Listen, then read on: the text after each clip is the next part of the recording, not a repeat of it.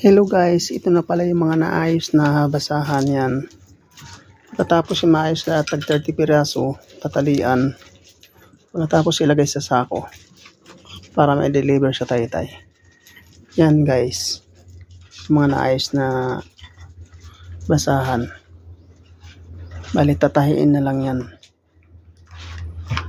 Yan. Ito guys yung mga tinatawag na mugbog or pantapal. Ito ba yung mugmug? Oo, mugmug.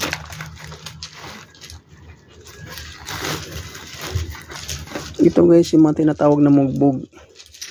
May Bali, kalat. maliliit siya. May kalat. Yan, mga dogi-dogi. Na naman eh. Yan. Yan guys.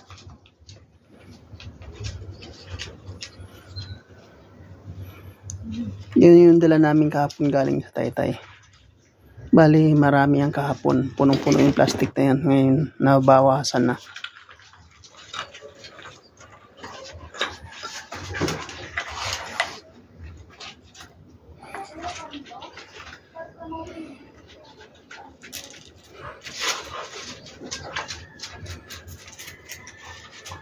Mga ilang araw kaya yan bago matapos? Sa tingin mo?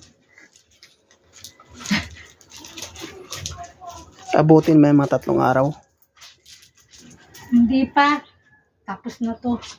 Kunti na lang yung isa dun. So, mga 2 araw ganon. Tatlong. Baka bukas meron pa to. So, mga 3 days nga. Oo. Yan guys, matapos daw niya mga 3 araw. Kaya niya ayusin at tapusin. Yan, para may deliver na sa Taytay.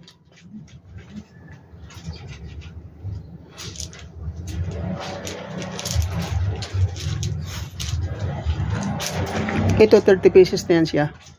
Hindi pa. So inayos mo lang. Naayos ko lang para isang bilangan na lang. Pagkatapos. Ayan guys. Naayos pa niya para bibilangin na lang yan, bibilangin at itatali.